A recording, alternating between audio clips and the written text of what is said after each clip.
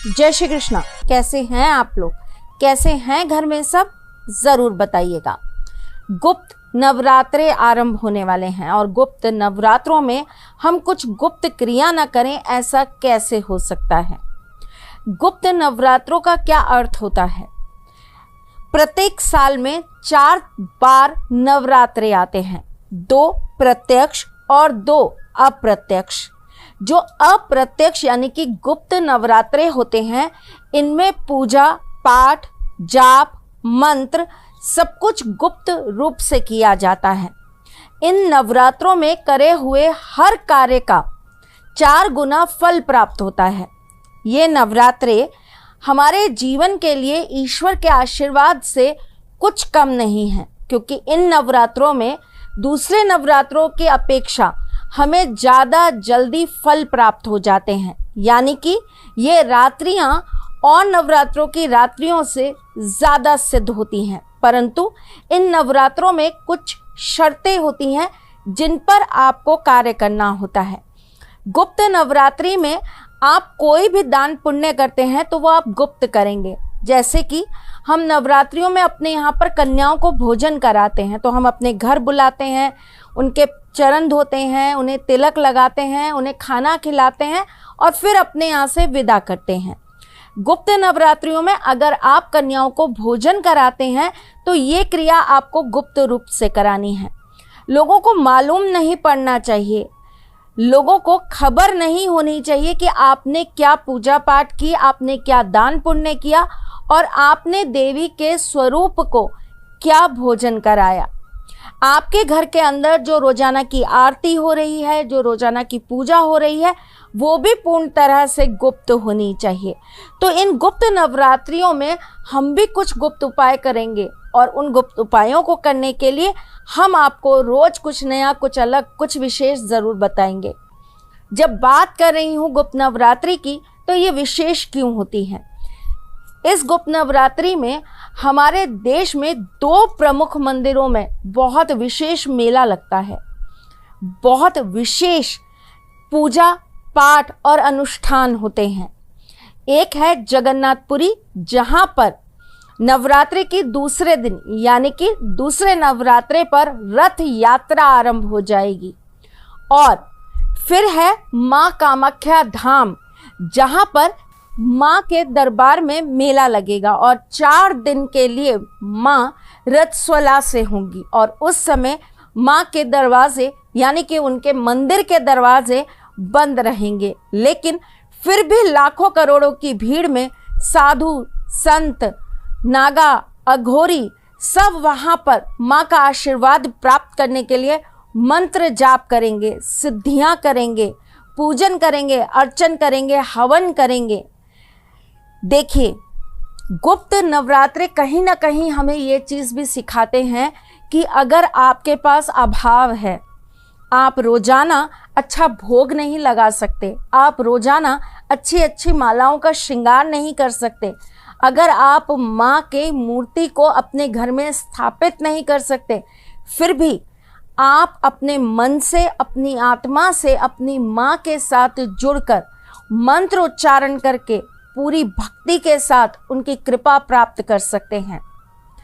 गुप्त नवरात्रों में करने वाले विशेष चीज़ों में मैं आज आपको बताने जा रही हूँ नींबू का एक दुर्लभ प्रयोग। लेकिन उससे पहले नींबू के कुछ छोटे छोटे टोटके जो आप इस गुप्त नवरात्रि में ज़रूर करेंगे। आपके घर में अगर कोई बहुत बीमार है या किसी को नज़र लगी है, किसी के ऊपर तंत्र क्रिया हो रखी है या किसी के जीवन में बहुत सारी परेशानियां चल रही हैं, 7 नींबू ले लीजिए। नवरात्रि की किसी भी रात्रि को ये कार्य करिएगा, सूर्य अस्त के बाद 7 नींबू ले लीजिए। उस व्यक्ति के सिर से घुमाते हुए पैरों तक ले जाइए, पैरों से वापस सिर तक ले जाइए। 7 बार ऐसा आपको दोहराना है। 7 नींबुओं को 7-7 बार आपको व्यक्ति के पूरे शरीर से घुमा लेना है। और कैसे घुमाएंगे? क्लॉकवाइज घुमाइएगा।